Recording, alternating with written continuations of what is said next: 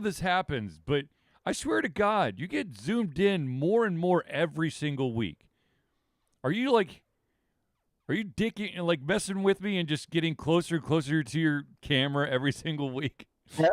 Okay, this is my normal position. Okay. I was leaned over like 10 seconds ago, yes. All right, I'm trying to equal head distance here.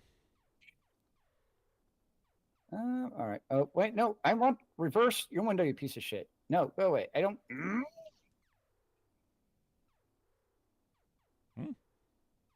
Close enough. Yes, I know. I'm trying to watch, but you're broken, Twitch. Hand grenades.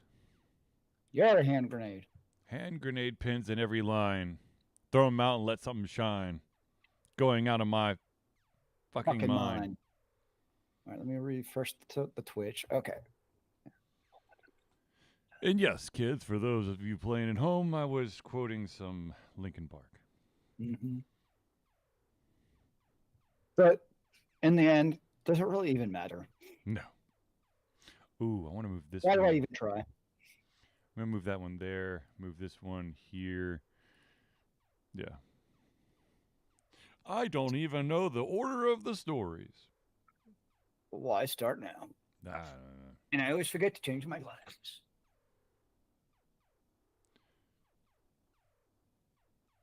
For the non-shiny non-glare.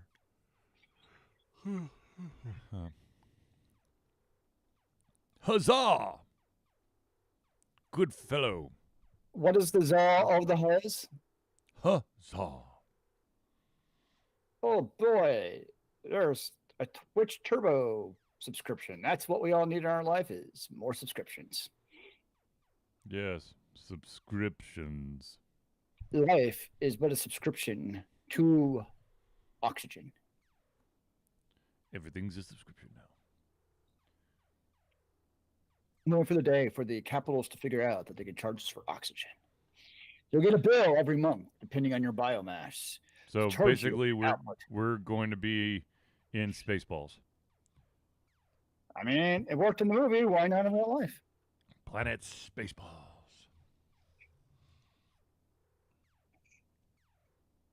Okay. All right. All right. All right. All right. All right. All right. All right.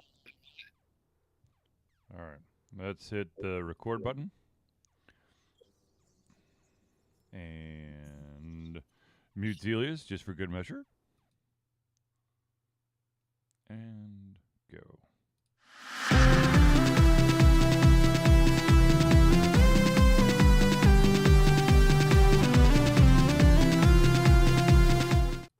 Hello, ladies and gentlemen, and welcome to another Just Yell to Confusion Thursday Night Hangout. That's wonderful Thursday night. But we're all still here, and I think mostly live. Yeah, well, we are live. I don't know about the mostly part, but we are live. I mean, there's a wide spectrum between being alive and not alive. I don't know what the spectrum is, but I'm sure one exists. Oh, yes. Ladies and gentlemen, I, of course, am your host, Charlie, and I'm joined once again by the prolific comer himself, Zelius. Greetings and salutations. Ladies and gentlemen, this is the Thursday Night Hangouts, our live show where I try our best to cover the topics most important to you during the show. At any point during the show, if you have any questions, comments, concerns, opinions, thoughts, anything that you want to voice, all you got to do is drop it in the chat, be it on Twitch, YouTube, or Facebook. If we do run out of time, we'll add what you have to offer to the very next show. So, without further ado, let's jump into it. Indeed, I am jumping hat first. Okay, so let's start off with the good news, bad news part. Both. March 15th, I think it was March 15th, has come and gone. And so the big reveal has occurred. The what? The big reveal has occurred. There was a big reveal being revealed on the 15th of March? Yes. Starring Nathan Fillion going to everybody's house and going, it's time. Yes. So, good news, bad news time, ladies and gentlemen. Good news, Firefly is back. Potentially bad news, it's going to be animated. Look, here's the deal. I mean, if done right, this could be awesome because it could definitely lengthen the adventures of Captain Mal and all those characters, and it's basically a done deal that the fact of Wash's death is being retconned, or they're just placing it between the TV series and Serenity. Yeah, I mean, I get the anime because they're like trying to get all of the actor and actresses together Yes. for one show. I'm sure the logistics are a nightmare. Because a number of them are like in shows already or Yes. like election movies. So getting all their schedules, because it really is kind of amazing the prolific output of the like entire cast of Firefly. Yes. Is really quite impressive when you kind of look at, basically everyone in that has had some kind of major role thereafter. Yes. Does not happen very often. But with that, it like when we first talk about Firefly in retrospect, you hear something like, oh, I should have guessed that. Yeah. In retrospect, I'm like, oh, yeah, no, I should have guessed that because it makes a lot of sense. Because when they were first announcing, like when he was first going around, I was very skeptical of like, how are they going to do a show with everyone, just knowing their schedules? Yes. But the anime shows the perfect way to do it because you could be in the comfort of your home and record your lines. So I think it's cool. I hope it doesn't encounter the Buffy syndrome where the pilot comes and then it's shat on and then it's shut down before it even sees the light of day. That was ironically the next story, but yes, we'll let's keep with the Firefly thing. The other beautiful thing about it being animated is the simple fact is it has been quite a while since Firefly was actually on TV, and for better or for worse, there's this thing called age, and so the cast was not going to look as spring chicken-y as they did back in the day.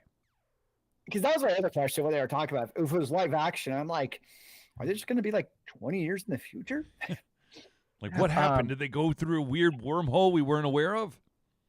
Yeah. So I think it's cool. I mean, not to talk about the next story too much, but I do think Nathan Fillion, he's been on the block a few times. Yes.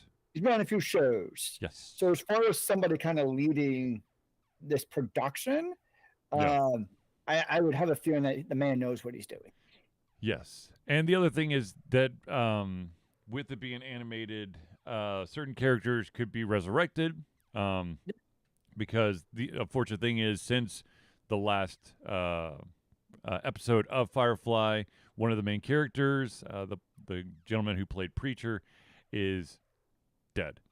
He passed away. So, yeah, that's a good point too. It'll be interesting to see how they handle that type of situation. Yeah. Yeah. So I think it's cool. I know this is probably blasphemy, but I've not actually seen Firefly, so which is weird because I've seen Serenity a couple of times. But maybe this is the impetus behind me finally actually watching Firefly. How dare you? I can't even talk to you anymore. Okay, goodbye. Now, that being said, the next story that we've got to talk about is a show that I probably have watched a total of like 7 episodes of total. And that, of course, is we were going to see a Buffy reboot, and then we weren't. Whereas I've seen the entire run of Buffy and Angel. Well, there you go. Apparently, from what I've read, I guess the pilot was complete and total utter shit. And so the show, or the, I guess, not showrunner, but, the producers or the executives, whoever saw it, were like, yeah, this is a pile of turd and canned it. That's all kind of speculation. I have mixed feelings because, like, I feel like between Buffy and Angel, like a full story was told. I mean, was it 7 or 8 seasons of Buffy, and then you had 5 seasons of Angel, and so it's kind of like they told 13 seasons worth of stuff, and yet a whole lot of comics also. That was like a big deal after that was the comics, right? So, like, I'm not opposed to a Buffy reboot. But at the same time, I'm just kind of like, even somebody who hasn't seen Firefly, I'm actually more interested in the Firefly. Yeah. Because it seems like there's so many more stories to be told from that perspective because they only had 1 season to do it. So, as far as Buffy being canceled, it's kind of sad. I think it's one of those that you kind of hope, like, if they get to a season 2 or 3, which I know is happening now, but if you did, then you get to see some of the characters who aren't in the season 1, like Angel would be the big one, like to come back and make like an appearance or something along those lines. I think we kind of be the hope if it were to, be popular. I think that's kind of the tricky part with, any new IP or continuation of IP is the knee-jerk reaction of reception is so immediate and swift. Right. I heard, this was the rumor that I heard about it, is that there were certain people that said the pilot basically felt like a bad SNL skit. That's not what you want. I mean, the first season of Buffy was kind of bad, honestly. Yeah. I mean, first season of Buffy was kind of bad, actually. But obviously it worked out in the end. Yeah. Because there were actually a few really good episodes. It was just the rest of it were crap. Because I was trying to figure out what it was doing. Right. So, yeah. But I think the issue you see now, I don't know if issue is the right word, but the situation you see right now of TV is like, shows have one season. Like, there's none of these, like, outside of a show like Lord of the Rings, Rings of Power, is really about it. It's like, and that's because of the contract that they have with the Tolkien estate. It's like, if that first season ain't a hit, you're getting hate. Right. Like, they're not waiting around. So I do think that by, just kind of reading the tea leaves, that probably played a part of it, where there is, I feel like you don't have the CW situation. Some of those CW shows, like, their ratings were not good. Like, no, they are just kind of batting 500 basically from a profit perspective. Like, they weren't losing money, they weren't making money, they're just kind of there. And that was so many of those CWs and sci-fi shows were that way. Whereas now, like, I feel like the era of CW/sci-fi isn't going to happen anytime in the immediate future because you have to have a ratings hit. Right. They're not going to have a okay ratings show just continue to languish. Right. You don't look at, a great example is Wheel of Time, where arguably the third season was the best season and the most ratings, and yet they still canned it anyways. Yeah. For those kids at home that are trying to figure out what the hell Zeelies is saying after CW, he's saying sci-fi, which is our little clever way of saying sci-fi. But as way back in the day, it used to be the SCI-FI channel, and then but they couldn't copyright that, so they changed it to SYFY, so we call it sci-fi. Yeah, and it had shows like Lost Girl, Eureka. Yeah, it had so many Dark Matter, although it confused me because I was looking, I'm like, there's another Dark Matter show that's not the same. Yes. Killjoys. Which I want to see. I can't find Killjoys anywhere. It's really annoying me. What's the The Expanse, right? Was there? It started there, I'm pretty sure, yeah. And oh my gosh, I haven't Defiance. There we go. Defiance. I think it had also White Earp. I think started there. Winona Earp. Yeah, sorry, Winona Earp. And there was was there a Van Helsing as well, or Helsing? Yeah, I could not get into Van Helsing. I watched like an episode. Was like, I'm bored. And I think Haven was on sci-fi as well. But again, these are shows that like didn't have the biggest ratings, but they still kept them around basically. And then, then you have CW with all their shows were kind of in the same boat. The Arrowverse, the Supergirl. Because a lot of the Arrowverse shows didn't have great ratings either, honestly. Yeah. Especially after the first season or two, but they still persisted. It had that niche. It did. So yeah, that kind of shows where they're just going to keep them going. Yeah, we don't see that now. It's lucky to make it like 2 or 3 seasons is a huge success. It feels like. Yes. Now, moving on to the next story. It's another show. There has been reports that another one of Cowboy Bebop creators' properties is about to be made into a live-action series. Samurai Champloo. Oh, yay. But here is the problem. Apparently, whoever Netflix has decided to go with the same people that did the live action Cowboy Bebop, which makes me cringe, cry, and scream into my pillow because the Cowboy Bebop live action adaptation was so piss poor that even as a diehard Cowboy Bebop fan who wants anything and everything Cowboy Bebop, I think I made it potentially to 3 episodes before I threw in the towel. So I guess the hope is that they maybe learned from their mistakes. God, I hope so. Look, Maybe? Stick with the fucking canon, okay? Don't rewrite everyone's history. Yeah, we will see what happens. Yeah, it is kind of fascinating because it took such a huge and popular IP, didn't work out. Yeah. And yet they're being tapped again. Yeah. Which is also kind of, part of the problem with Hollywood is it's the same people who keep on getting the same jobs over and over. It's like they fail upwards. What I want to know is like how much. I mean, the gentleman who created Cowboy Bebop, Samurai Champloo, and others, Watanabe.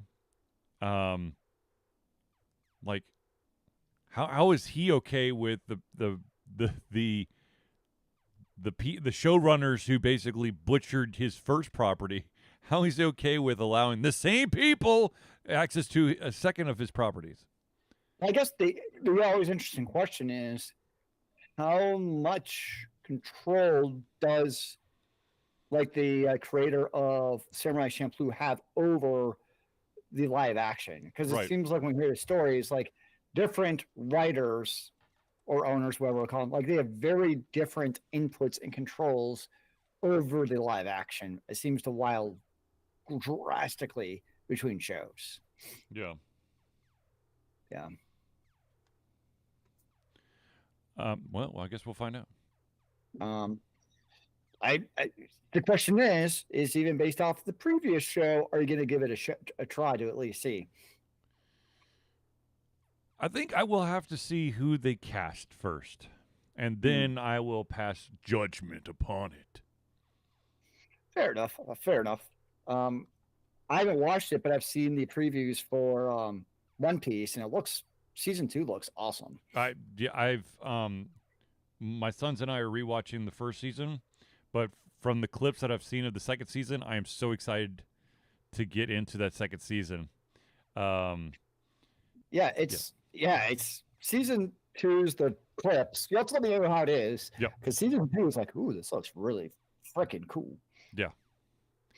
I was talking to a friend of the show, also the gentleman behind Hero Chiropractic, and I was we were discussing the casting for the live action One Piece and how after watching the episodes you're like, damn, they absolutely 100% nailed the actor who's playing Monkey D. Luffy. The one slightly iffy one is Nami, but she kind of grows on you as you watch. So I have gotten no complaints with what I've seen. Arlong is a little weird, but Buggy the pirate and Roronoa and all of them, it looks and feels and is good. So nice. Yes. Yeah. All right. Big announcement. Lego is, I don't know exactly when they're going to release this, but I know exactly when they're going to release it. If I actually looked at the freaking picture, Lego is going to release their biggest Lego set ever on July 1st, 2026. It is a 12,060 piece masterpiece. Good Lord. It is the Sagrada Familia. It is a cathedral, and it is going to be huge. Oh, and by the way, the retail price is going to be just $600. The thing is ridiculous. I'm looking at it. I love the AI renderings of the inside. Yes. I'm like, is it going to really look like that? No, but I'll be very interested to see. Like, I'm assuming that you could take the roof off to see the inside. You have to, right? Right? That's a lot of work. I know. I guess my question is that I'm curious of, like, because I'm not a Lego builder. Like, it's just not my thing now. Yeah. Like, how long approximately would this take to build? Ooh, buddy. Like, is this like a day project, No. a multi-day project? I don't even This is a multi-day project. Yeah. I mean, I would say tentatively for me, I would say that bad boy would at least be like a week project. I don't think that I could pump it out any faster. I would be surprised. I probably would try to pace myself. Maybe do 2,000 or 1,000 to 2,000 pieces a day. Yeah. I mean, I guess what I'm looking at this is for the engineering and the number of pieces. Yeah. Like, I know $600 is a lot. Like, nobody's going to debate that, but it doesn't seem like ridiculous. No. You know what I mean? Like, it's like, if you're really into Lego, and I know, like, I've seen how much some of the other stuff, like a Death Star and like those things cost. Yeah. Like, it's not like it's like $5,000 or something weird. Like, no. Like, if you're somebody who's really into Legos, or maybe your family is, like, this definitely seems, it's a little bit of a splurge for sure. Yeah. But as far as if you're a Lego family, this doesn't seem like the worst thing. Maybe it's like one thing a year, like this is going to be our thing. Right. Is this? I could actually see that. I'd be very interested to see what the dimensions of this thing are, because you got to think. I mean, I've seen like what the Death Star and the. Oh my gosh! I just blanked out on the large ship. The Death Star? No, not the Death Star, but their capital cruiser, whatever it is. Their flagship. Which I've seen one of those built, and it is huge. So I'd just be very curious with 12,000 pieces. I mean, that thing is, you're going to have to build a specialty shelf. It's not just going to sit on a normal bookshelf. Yeah. Hell, it might just be in the middle of your kitchen table. But I don't know. I mean, that's cool. I mean, I'm not going to lie. Yeah. It looks sweet. I really am curious. To your point, like, what is the size of this damn thing? Yeah. Yeah. Because I'm not seeing anything about the actual, like, dimensions. Yeah. Well, I guess we'll know in a couple months. Yes, indeed. All right. Now, let's get back to some bad news, shall we? We can't just have a happy-go-lucky show, okay? Can that be my request for the new year? Just a happy show? That's too much to ask. I don't know. In this environment. Exactly. It could be escape from the chaos. Yeah. Well, okay. So, Crystal Dynamics, the company behind basically the Tomb Raider series and whatnot, they have now suffered their 4th round of layoffs in a year. Yeah, that's never a good sign. No. So over the past 12 months, they have basically I think in that year 67 employees out of 273 have been let go. So that's it's roughly, I don't know, a quarter of the staff is now gone. And I always think of, the human part is, what are these game developers going to honestly do? Because the problem is all the game studios are laying off. Yep. And they're not hiring. So it's like, what are the path for a lot of these developers? It's kind of indie projects. And then you see news of like, Jeff Bezos buying $100 million worth of factories to automate them all, further reducing our actual workforce. Yep. Well, don't you know that the robots are supposed to take over all of our jobs so we can live in the laps of luxury? You mean the nice utopian future of every book, except forget one very, very important detail when it comes to this utopia future. The robotic uprises. It's run by the billionaires who will not let that happen. No. Let's be honest. We have to work till we're dead. It'll be like RoboCop. Even if you die, they'll just put you in a cybernetic suit and put you back to work. Now we're on to something. Yeah. I've seen that meme pop up so much as of late in all of my social media threads. So, yeah.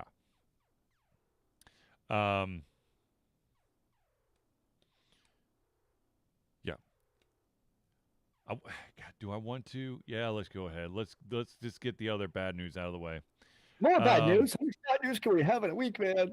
So, Red Storm Entertainment, which is an Ubisoft studio, which is the studio that's basically behind the Ghost Recon series, has been hit with mass layoffs and will no longer be developing games.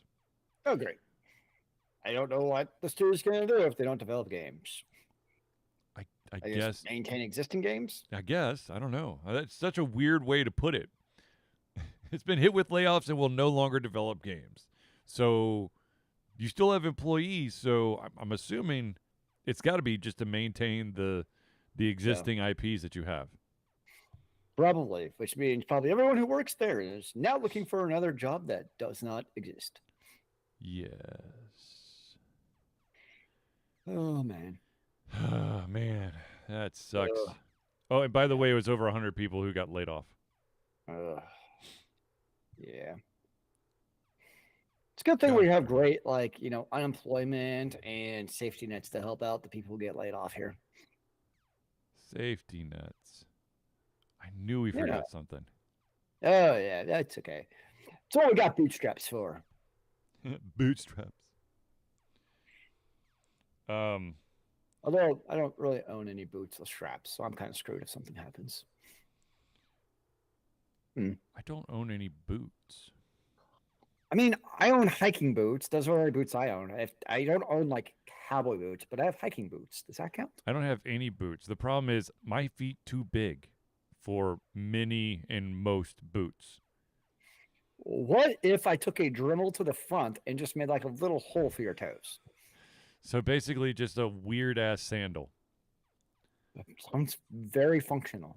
Sure. No. There you go. And you can make them like Crocs and just drill holes. Freaking Crocs. That's what my dad did growing up, is he got Crocs, and it cost more to buy Crocs with holes. So he was like, F that, I'm just going to buy the regular Crocs and drill my own damn holes. Yeah. Self-sufficient. It's very practical.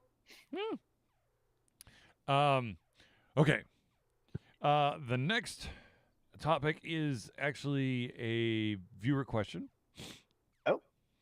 What happens if you get laid off from Ultra Confusion because everyone's being laid off? No, not yet. This is an interesting question. It's probably a quick answer, but I promised that I was going to ask it, so I'm going to ask it. Hopefully, I don't butcher the question, but no, the answer is not 42. Damn it. All right, here we go.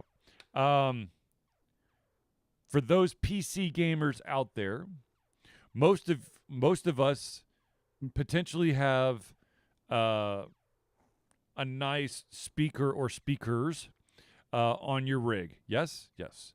A lot of these speakers have volume knobs or some way to pump up the volume. So the question that was asked was, how do you control your volume on your gaming rig? I mean, do you want the very detailed answer or the short answer? I will give you my short answer.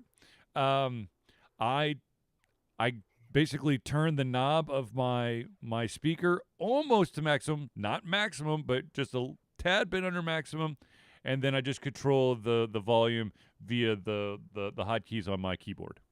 See, I'm the complete reverse, because everything you read from an audiophile perspective is you actually turn your PC volume up to maximum, and then you use your knobs on your devices to actually control it. I guess that would give you more precision, though. Yeah. So I'll give you a little tour here because I have my webcam. It asked me a dangerous question because I went down a rabbit hole. Uh-oh. So I basically have, coming out of my PC, so at the bottom it's called a DAC, which is a digital amplifier. I don't know what the C actually stands for. Yep. And then that goes up to an amp. So basically it takes the digital, goes up to analog for the actual speaker amp. And then I have real, oh God, this is hard to control, real speakers on my PC. Is the route I went down. So I went like a giant rabbit hole a couple of years ago on this whole thing. Because I was like, I want for my PC. So yes, so basically, I'm not gonna move it again. But on my DAC, I actually have a control knob there. Gotcha. So using that and a very fancy remote. So that's actually the answer of how I control it. Is through the remote. That then controls the volume on my DAC. That then goes to my PC. My PC is always at max volume. Occasionally, because I do have on my keyboard a little scroll thing. So, like, if I want a little control, I just don't feel like, the controls all the way up here. I have to move my left arm so far. I can move my knob a little bit. Right. But it's interesting because people I've gone down like the audiophile, like deep dark rabbit hole. Holy hell, do people get very, very actually passionate about this exact question of, do you do it the way I do it, or do you do it the way that Alt Confusion does it? Right. And man, people throw fist over that damn question. What is the proper way to control the audio? Yes. Apparently there's a right answer. It might be, we don't know what the right answer is, but by God, there's a right answer. I'm sure that that there's probably some audio piece that we're both missing that makes it the perfect setup, but whatever. Oh yeah. When it comes to audio, you can spend obscene amounts of money for like a 1% increase of audio quality. But it gives you that real oomph, Zelius, that extra oomph. So there's the one thing I hate about living it's a condo, which is basically an apartment. Yep. I actually like my neighbors, so I don't have a subwoofer. Ah, yes, the subwoofer. And I really wish I had a subwoofer because it actually would, to your point, give me that oomph. Yeah, no. I used to have a subwoofer, and I stopped using it when I lived in a townhouse. Yeah. Because it was just the right, I guess, frequency that every single time that there was something that the subwoofer that engaged the subwoofer, it would rattle the frames of the pictures of the wall that I share. It wasn't on my side; it was on my neighbor's side, and so I'd get this very apologetic, an older lady, "Hi, it's me again. I'm sorry. I don't want to be a burden, but whatever's happening over in your house, it's shaking the picture frames again." And finally, I was like, "Oh, forget this." So I took the subwoofer out, and I don't know what the hell happened to it. So it's like the one reason I wish I lived in a house is I would have subwoofers out the freaking wazoo, man. Yeah. Like my TV would have like 2 massive subwoofers hooked up to it. So I get the true theater experience. It actually vibrates my head instead of my ears. That's how intense it is. It vibrates off my cranium to give me the extra experience. It's like an alien going inside my skull. It feels so good. Yeah. So, all right. Let's pause real quick to thank the amazing individuals who help Alter Confusion be the Alter Confusion that you love and adore. That's, of course, the friends of the show. So without further ado, let's jump into it. And the first one, of course, is the Indie Cluster. The Indie Cluster is an independent... Whoops. There we go. is an organization of independent game developers that want to gain exposure by being involved in the community. They collectively journey to popular conferences as a traveling booth to help gain attention for their games. They make partnerships in local communities to bring games to the mainstream mindset. They highlight local, unusual, and rare concepts to challenge the paradigm of the common.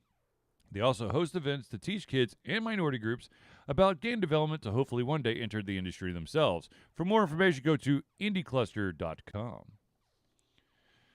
The next shout out we got to give is to the AV master himself. That, of course, is Noodle Boy Media. Founded in 2015 by Andrew Tran, Noodle Boy Media, previously Wet Kid 47 Media, is your choice for professional photo shoots and panel recordings at conventions. They pride themselves in providing a high-level professionalism, top-notch experiences, and quality services. If you want more information and to view their full list of services, check out facebook.com/noodleboymedia.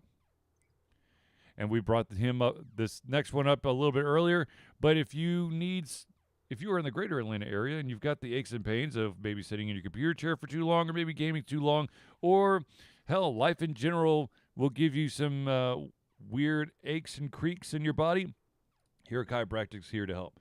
Hero Chiropractic is a unique healthcare practice set up by Ryan Moore. The company's focus to elevate a patient's experience of freedom, creative expression, and joy. They believe that everyone can be a hero and has incredible heroic potential inside themselves waiting to be unleashed. Hero Chiropractic focuses on mobile chiropractic care in the greater Atlanta area. They are committed to healing clients by creating a plan of action uniquely suited for each person. They make that plan of action as convenient and affordable as possible, and most importantly, suited to your individual needs. For more information, go to herochiropractic.com. The next shout out we got to give is to the music maestro himself, and that, of course, is Crosspad Creative. Need a new logo or want to work on a full branding and content strategy? Or maybe you need music or audio for your content, just like Alter Confusion. Crosspad Creative offers a whole host of solutions for individuals and small businesses. Just email Josh at crosspadcreative@gmail.com and see what he can do for you. And, of course, the final shout-out we got to give is to the original backer via Patreon of Alter Confusion. That, of course, is Agile Axiom. By day, Axe leads both the development team and system administration team, working with satellites at NASA's Goddard campus. But while not in meetings many times during, he is the Agile evangelist, Agile Axe, championing the philosophy of Agile and trying to make the world a better place for software developers, testers, system admins, and software projects the world over. Decades of experience in software development and leading Agile teams are brought to bear against evil processes, inefficient work, and bad habits. For more information, go to agileaxiom.com. I apologize for the weird, random, dramatic pauses I'm doing. My allergies are all jacked up, so after a while, I got to take a breath because I can't breathe through my nose. Why. I can't breathe through my nose right now. Allergies at this time of year? What are you talking about, sir? The yellow snow is falling. Oh, so good. It gives me an extra flavor in my food. Ugh. That makes me not notice flavor. All right. Ladies and gentlemen, I know that at this very point in time, you want to know, how do I become a friend of the show? Well, it's quite simple. Ladies and gentlemen, Alter Confusion survives on love and support of fans like you, and so we have a Patreon page. Patreon lets you, the fans, lovers, haters, demigods, interdimensional beings, gods, demons, aliens, werewolves, vampires, swamp creatures, mummies, supporters, and more to become active participants in the work we love through a monthly membership. This gives you access to exclusive content, community, and insight into our creative process. In exchange, we gain a bit more freedom to do our best work and the stability we need to build an even stronger creative career. We currently have 2 tiers that you can pledge at. We have the $1 tier, that's $1 a month or $12 a year. What that gets you is early access to all of our playthroughs, as well as the ability to participate in Patreon-only posts. Now, if you're feeling a little extra frisky, you can pump that up from 1 to 5. That's $5 a month or $60 a year. What that gets you is everything at the $1 tier, plus your name or organization added to the Friends of the Show section of every single Thursday night hangout. So if you want to become a patron of Alter Confusion, go to Patreon. That's patreon.com/Altered Confusion today. Now, before I fire up the extra life thing, I did remember to bring the medal down. Ooh. So nice. we have our 2025 Extra Life medal Very nice. That's a thank you for raising over, I believe, $250. I think that's what the $250 one is. So that's our second medal. So thank you, everyone, for helping make that happen. Now, ladies and gentlemen, Alter Confusion is proud to say that we have been fundraising for Extra Life for 15 years straight. Extra Life is gamers doing what they do best, game, to help sick and injured children at their chosen Children's Miracle Network Hospital. The money that we raise through Extra Life will go directly to Children's Healthcare of Atlanta as unrestricted funds. This means that the hospital decides where and how to spend the money to ensure the dollars we raise make the biggest impact in the lives of the kids they treat. So, if you have the capacity to donate, go to extra-life.org and search for Altered Confusion today. And one more bit of housekeeping. Ladies and gentlemen, I know that you out there are those of you out there who want to get your hands on some Alter Confusion swag, be it a hat, be it a vinyl sticker, be it a beanie, be it a coffee cup or a notebook or socks or an animal food bowl. Well, ladies and gentlemen, all you got to do is go to alteredconfusion.tv/merch. That's MERCH. And you can see the whole run of things, and you can select 1, 2, 3. It doesn't matter. You just select as many as you want. So many options. You can buy a dish for every day of the week, and then you don't have to wash your dishes. Exactly. I should just buy 365 dishes. Problem solved. There you go. Boom. And they're reasonably priced. What about plates? Well, we'll have to look to see if they've got plates. They would need plates. Indeed. We can make a plate. I will paint somebody an Alter Confusion plate if they pay me. Okay. Now, back to the stories. Does it revolve around Alter Confusion? No, but it does revolve around a movie franchise that is now entering its 4th movie. Okay. And no, it's not. Well, Fast and Furious is already up to what, 11? I think they're producing their 11th now. Anyways, this one is not Fast and Furious. This one is Sonic. Or Jurassic Park. Sonic 4 has officially announced that although everyone was under the impression that Jim Carrey was done with the series, he is not done with the series. He is in the casting list for Sonic 4. Interesting. Now, this, of course, from what little is known about it, it is a new chapter. This one is not going to be centered around Sonic having to battle Robotnik. At least that's what they're kind of pointing at. Robotnik will be more of like a support character as the Chaos Gems are in jeopardy and something is coming through some sort of gate. And you're going to be introduced to even more of Sonic's friends that we have learned to love and know through all the Sonic games of the past. Yeah, it's just because I know in previous movies that could have been franchises, Jim Carrey was like, I don't need to do more because basically I'd be bored as an actor and I've already done this. Yeah, he's very against, well, he was very against sequels, but I think he's having so much fun, and the writers and the directors are basically like, just have the cameras on Jim and let him go. That's how I kind of feel. Like, yeah, you're right. Like, when I've seen the Sonics I've seen, that's how it feels. Like, he's just having a blast and having fun and doing whatever he wants, which is probably very different than, like, you must act this way. And instead, this one, it's the Jim Carrey show because everything else is animated. Why not? Yeah. So, cool. And it might also be like him being a minor character instead of like a major character. Yeah. Maybe doesn't hurt either. So, yeah, that's cool. I was pleasantly surprised by the Sonic movies. Were definitely better than I thought they would be. Yes, I agree. So, but then again, are there really bad Jim Carrey movies? Some would say yes, and those are the more serious Jim Carrey movies.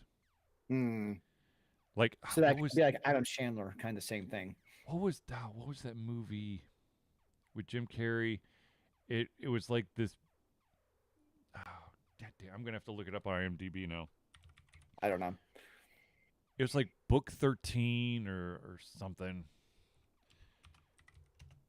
It was. I mean, no, it's not Ace Ventura. In case anyone's out there. Yeah, he did a really good job with the Truman Show, but Truman Show there was some comedy to it. Yeah. It's always tricky with someone like him and Chandler when they do like serious movies. Yeah. There's a bit of like, because was Adam Chandler and Uncut Diamonds, I think is the movie, is it's like separating the comedian from the movie and just taking the movie on the face value. And it's not always easy to do. The number 23 is the movie that some people do not have a problem with. Just give you a quick synopsis here. Walter Sparrow becomes obsessed with a novel that he believes was written about him, as more and more similarities between himself and his literary alter ego seem to arise. Interesting. I don't know anything about it. It's a creepy movie. It's not my favorite, but I mean I'd go back and watch it. Personally. Interesting. Personally, but that's just me. Who knows? Different strokes for different folks. Here's a fun fact, ladies and gentlemen. I'm going to lay it down for you. Not everyone is going to like everything that you like. Not everyone is going to dislike everything that you dislike. But if you don't like what I like, you're just wrong. You have bad taste in everything. There was, me and me going down rabbit holes with, the 10 games of this or the 10 movies of this, the 10 TV shows. And some of there was one that was like the 10 anime series that are now completely unwatchable. And I'm like, dude, I just watched this one yesterday. It's actually completely unwatchable means it's no longer available to stream. Yeah. It's like, no, it's just the subject matter is inappropriate, or we live at a different time, and the humor is not correct for this, blah blah blah blah. Is we should no longer ever watch any Mel Brooks movie ever. No Blazing Saddles. You definitely can't do that one. What was that other one? Oh, I can't remember what it is. I'm sure that Robin Hood Men in Tights is probably, very offensive at this point. But definitely not Blazing Saddles. Dear God, no. You can never watch Blazing Saddles. Ever. Just burn it at the stake. Or it might be a metaphorical stake. Look, if you want to watch Blazing Saddles without all of the risque stuff, then you can watch them. There's a movie out there called Paws of Fury, and it is an animated movie that's literally Blazing Saddles but for kids. Nice. So there you go. You can still get a little taste of Blazing Saddles in Paws of Fury. Reminds me, there was years ago, I don't know if it still exists, there was a movie service that basically made movies into like PG movies. It's still in Utah, I think. And I remember one of the movies on there was like The Expendables or something. Yeah. And I'm like, what would this movie be? Like opening credits, end credits. And scenes. Yeah. So some of the movies I saw on there were like, really? Any Jason Statham movie. Yeah. He walks on the screen. And cut. His dialogue, you. Okay. Yes. Credits. Oh, good Lord. Now, speaking in the same vein of, me basically going off on these things, the list of things that are no longer watchable, Jeff Kaplan, who was a big name in the gaming community, had something to say about people complaining about games they've never played. And this is beautiful, and I want to share it with the group. And it is the following. Direct quote.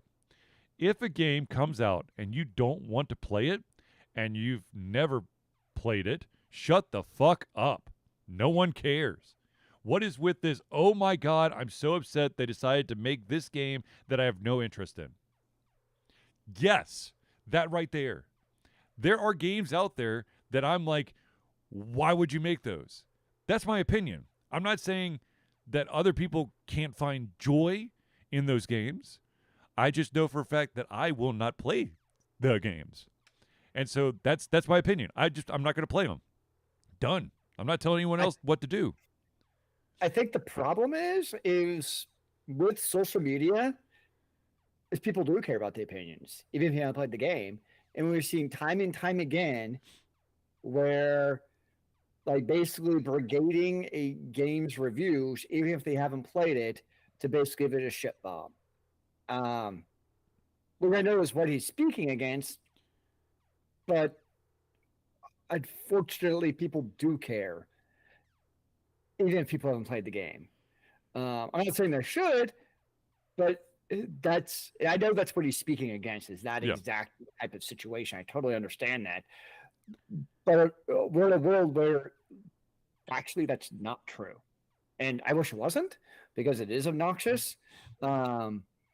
I would say I will say the one part where I maybe disagree is when it comes to games, and it's a very specific type of game. I'm talking about AAA games that have inbuilt, where you're buying it for $60, $70, and they already have predatory monetization practices inside the game, like season passes inside those AAA games. Yeah, I can understand so I feel the a little bit mechanics about complaining about on it, like that particular facet. I think that is okay to complain about. Absolutely. But yeah, I think when it comes to the actual gameplay of a game, and let's just take the combat or the strategy, those type of things. Yeah. In that case, yes, 100% I agree without actually having played the game. Yeah. Yeah. If it's something like, always online for a single player game, I wish that everyone would boycott that. I will stand up for. I don't give a shit. I'm never going to play that game because it's stupid. And I hope that no one plays the game. But when it comes down to just like some artistic vision, or perhaps a genre or an amalgamation of genres that doesn't make any sense to you or makes you feel uncomfortable, just say it. Doesn't make sense. I'm going to skip it and then end it there. Yep, I agree. Yeah. It's pretty simple, pretty straightforward. It kind of goes back to the don't be a dick theory. Huh? It's a little bit of just don't be a dick.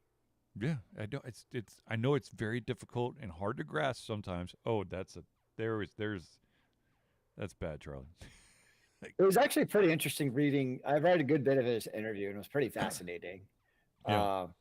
Because they basically put like thousands of jobs on his shoulders, like that pressure, which it's not fair to any. Like, the way they did it was like, really? So yeah, it sucks. And apparently, whoever that exec above him is no longer with Blizzard, anyways. So obviously that wasn't the right decision. But all I know is not Blizzard. Overwatch is successful again. I mean, everything I've read about Overwatch now is, higher metrics basically in every regard. Yeah. Still no PvE. What I'm waiting for now is we're back to Overwatch 1. A year or two now for now. Blizzard's going to be like, guess what, guys? We're going to have Overwatch 2 with PvE. One can only hope. I just think it'd be funny because it's like, wait, didn't we go down this route like 5 years ago? And you guys took it away from us? So games. You bastards. Oh man, I didn't want to end on a sad note, but there is a Unfortunately, another author has passed away. William C. Dietz, I think is how you pronounce his last name, or Dietz. He was basically probably the most famous Halo author. He I think he was like one of the first authors to pen a Halo book. Halo the Flood. Have you read any Halo books? Huh? Have you read a Halo book before? I have. I have not. I've read 2. But it has been like a bajillion years since I've read those books. So I'm blanking out on exactly the names of said books, but I could cheat. Did you read the books when you were playing the original games? No, I did it. I read them after playing the games.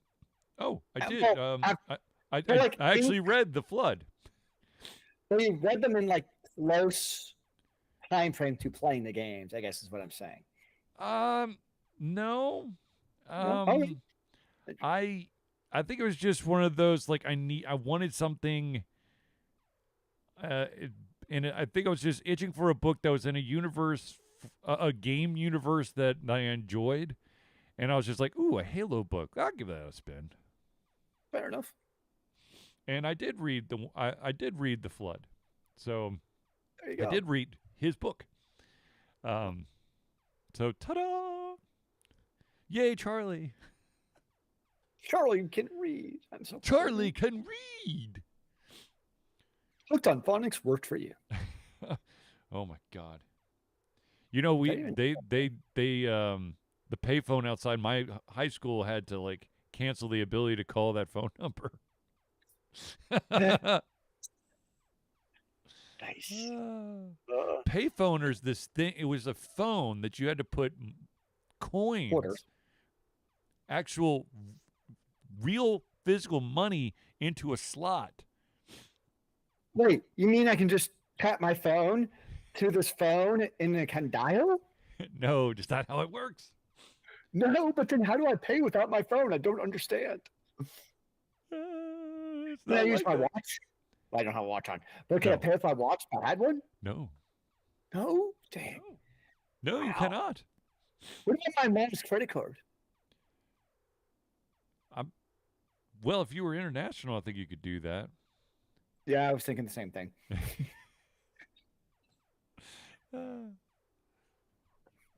Yeah. Yeah. So I don't know if you had to do this. Back in the day, before we all had these fancy little computers in our pockets, you go someplace and you need a ride.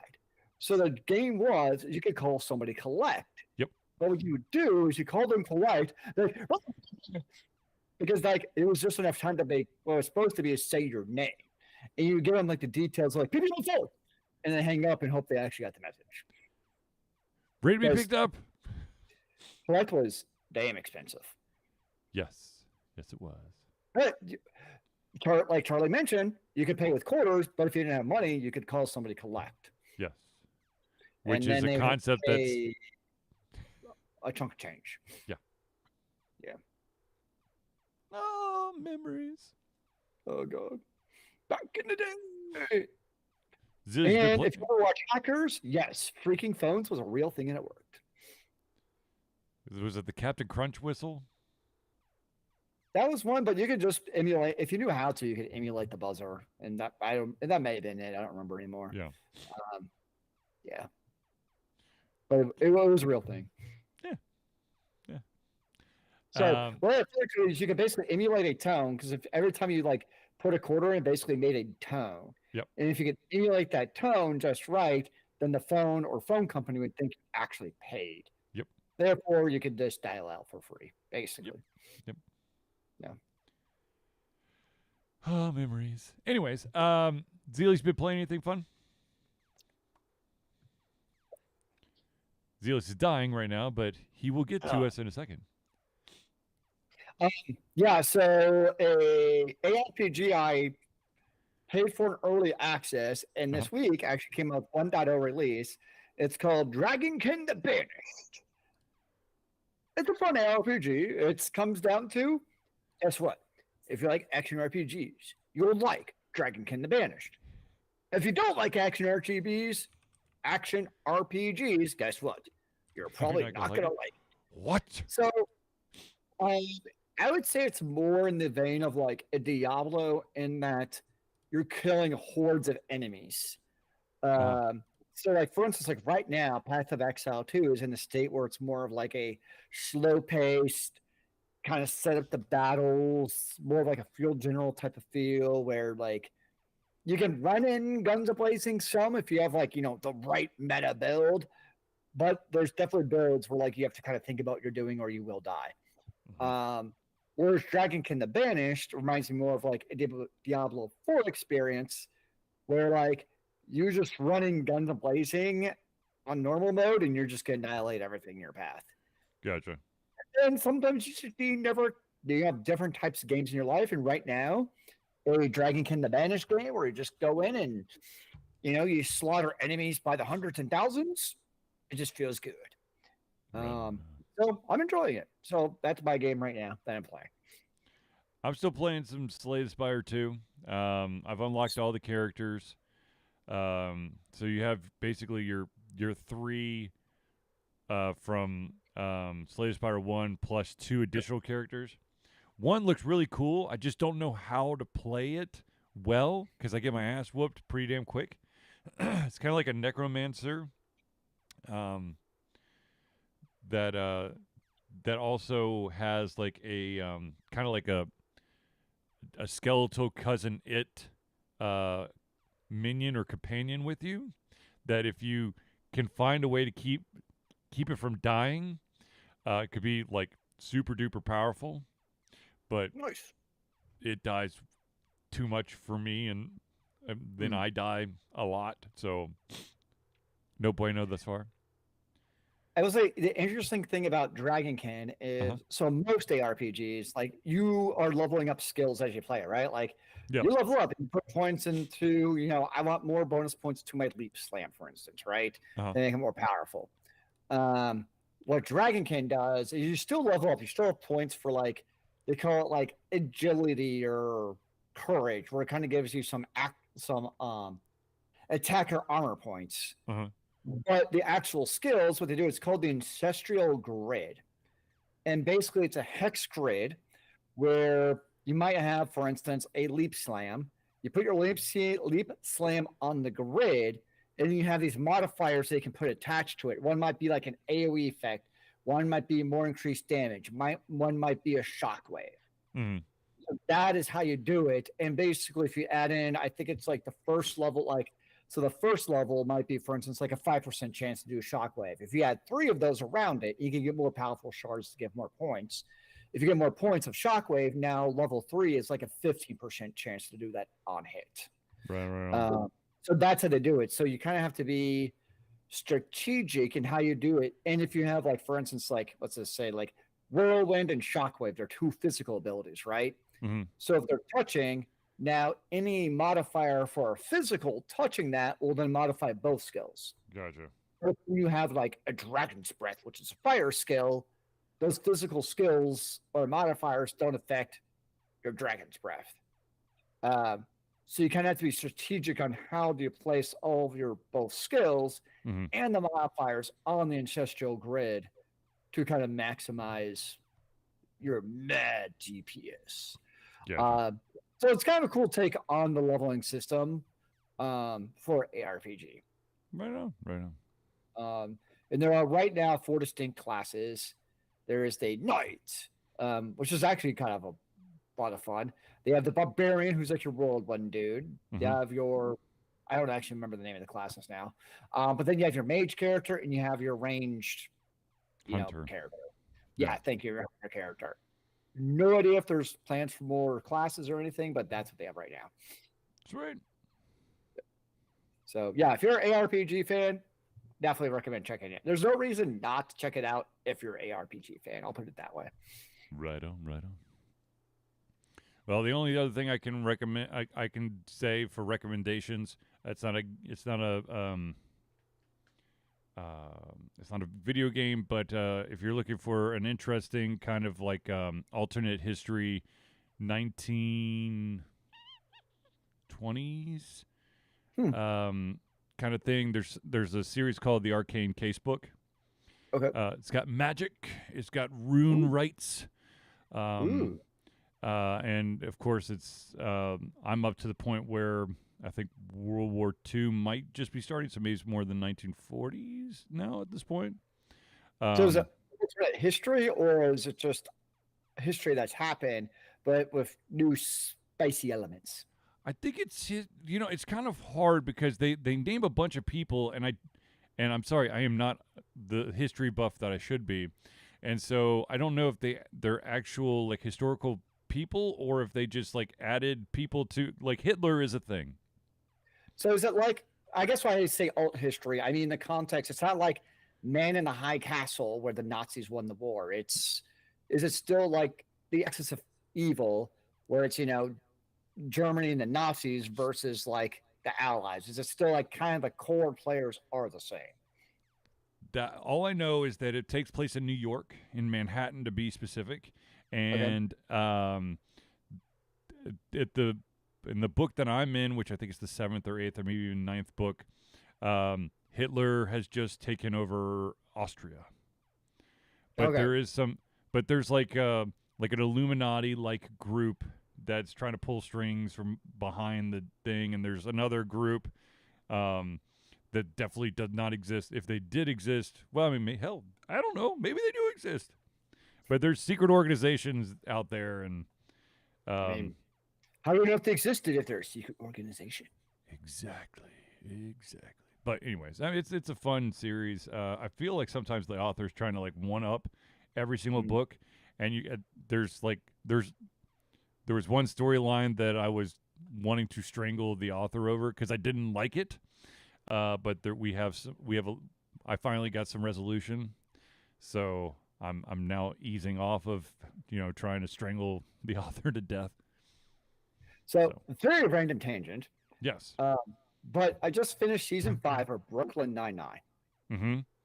One of my favorite TV shows ever. And one of the main reasons is one thing a lot of TV shows do, particularly when it comes to like love stories, is like they just go on forever. Like it's the will they or won't they. And one of the things I really like about Brooklyn Nine-Nine is any of those like will they, won't they types, like they're wrapped up like that episode. Yeah. I mean, I still have the ongoing things like someone is going to get married and you might have like an issue in that episode, but it gets resolved by the end of the episode. Mm-hmm. It's not like this ongoing 4-episode thing of like, will they, won't they stay together? And like, to me, that's completely refreshing and, comment, because like The Office did the annoying thing where these really annoying storylines would linger on forever. Yes. And that's one of the things I really like about Brooklyn Nine-Nine. It's like, no, the storyline's done. Let's move on to the next fresh topic. So like, it's very quickly moved up to my list of like top shows of all time. There you go. Because they just move on to the next funny storyline. There you go. Yeah. Yeah. All right, ladies and gentlemen, I think we've reached the end of our show. So without further ado, I'd like to thank everyone for tuning in to the Ultra Confusion Thursday Night Hangout. From myself, Charlie, and Zelius, it's been a pleasure getting here to come our heads, our mouths, and of course, our hearts. We'll be back next Thursday for another Ultra Confusion Thursday Night Hangout. Remember, kids, keep on gaming in the free world. Amen to that, brother.